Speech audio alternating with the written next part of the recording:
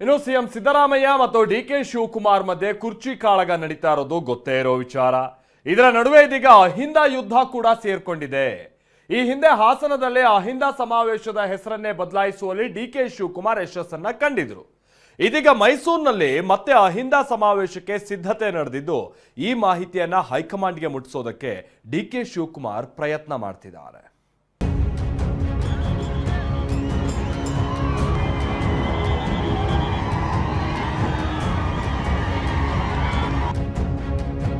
ಕುರ್ಚಿ ಕಾದಾಟದ ಮಧ್ಯೆ ಅಹಿಂದ ಸಮಾವೇಶಕ್ಕೆ ಸಿದ್ಧತೆ.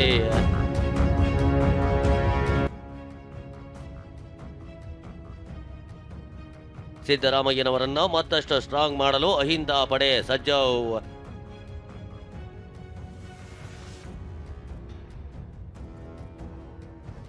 ಸಿಎಂ ತವರು ಜಿಲ್ಲೆಯಲ್ಲೇ ಸಿದ್ಧವಾಗ್ತಿದೆ ಬೃಹತ್ ವೇದಿಕೆ.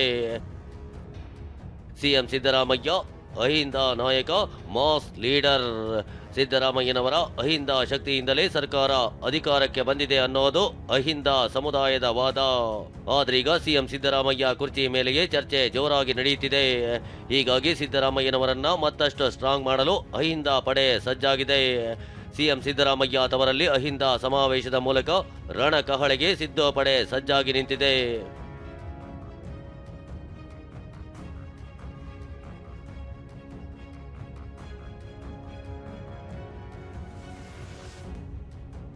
ಅಹಿಂದ ಸಮಾವೇಶದ ಪೂರ್ವಭಾವಿ ಸಭೆ ನಡೆಸಿದ ಮುಖಂಡರು ಸಮಾವೇಶಕ್ಕೆ ಡೇಟ್ ಫಿಕ್ಸ್ ಮಾಡಿದ್ದಾರೆ. ಜನವರಿ 25ರಂದು ಮೈಸೂರಿನಲ್ಲಿ ಸಮಾವೇಶ ನಡೆಸಲು ಹಿಂದುಳಿದ ವರ್ಗಗಳ ಜಾಗೃತ ವೇದಿಕೆ ಸಿದ್ಧತೆ ನಡೆಸಿದೆ. 15ರಿಂದ 20 ಸಾವಿರ ಕಾರ್ಯಕರ್ತರು ಭಾಗಿಯಾಗಲಿದ್ದಾರೆ.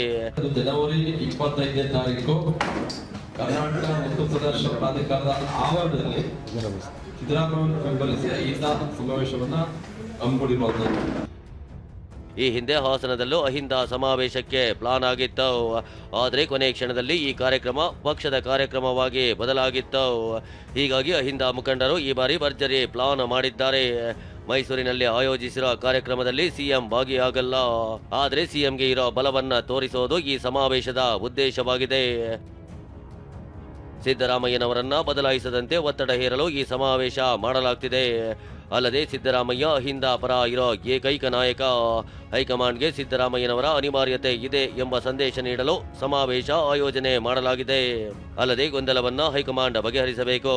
ಸಿದ್ದರಾಮಯ್ಯನವರನ್ನ ಬದಲಾಯಿಸಿದ್ರೆ ಮತ ಬ್ಯಾಂಕ್ ಛಿದ್ರವಾಗುತ್ತೆ. 65% ಅಹಿಂದ ಮತಗಳು ಕಾಂಗ್ರೆಸ್ ಪರ ಇವೆ.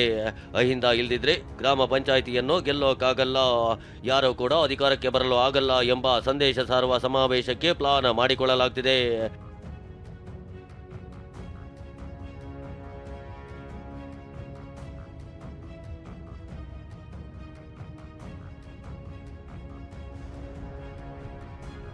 ಅಹಿಂದ ಸಮಾವೇಶಕ್ಕೆ ಬ್ರೇಕ್ ಹಾಕಲು ಡಿಸಿಎಂ ಯತ್ನ. ಸಿದ್ದರಾಮಯ್ಯ ಆಪ್ತರು ಮಾಡ್ತಿರೋ ಅಹಿಂದ ಸಮಾವೇಶಕ್ಕೆ ಬ್ರೇಕ್ ಹಾಕಲು ಡಿಕೆ ಪ್ರಯತ್ನ ಮಾಡ್ತಿದ್ದಾರೆ. ಹೈಕಮಾಂಡ್ ಮೂಲಕವೇ ಸಮಾವೇಶಕ್ಕೆ ಬ್ರೇಕ್ ಹಾಕಲು ತಂತ್ರ ಹೂಡಿದ್ದಾರೆ.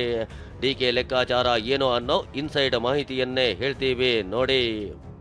ಒಂದ್ ವೇಳೆ ಅಹಿಂದ ಸಮಾವೇಶ ನಡೆದ್ರೆ ಸಿದ್ದರಾಮಯ್ಯ ಮತ್ತಷ್ಟು ಸ್ಟ್ರಾಂಗ್ ಆಗ್ತಾರೆ ಅನ್ನೋದು ಡಿಕೆ ಆತಂಕವಾಗಿದೆ.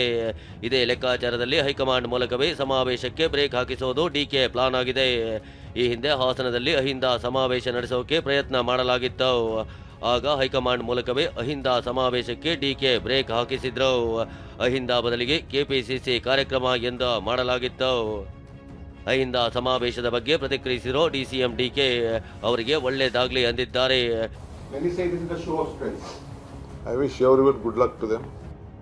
ಈ ಹಿಂದೆ ಹಾಸನದಲ್ಲಿ ಬ್ರೇಕ್ ಹಾಕಿದಂತೆ ಮೈಸೂರು ಕಾರ್ಯಕ್ರಮಕ್ಕೂ ಬ್ರೇಕ್ ಬೀಳುತ್ತಾ, ಸಮಾವೇಶ ನಡೆಯುತ್ತಾ, ಸಿದ್ದರಾಮಯ್ಯ ಬಲ ಹೆಚ್ಚಾಗುತ್ತಾ ಅನ್ನೋದನ್ನ ಕಾದು ನೋಡಬೇಕಿದೆ.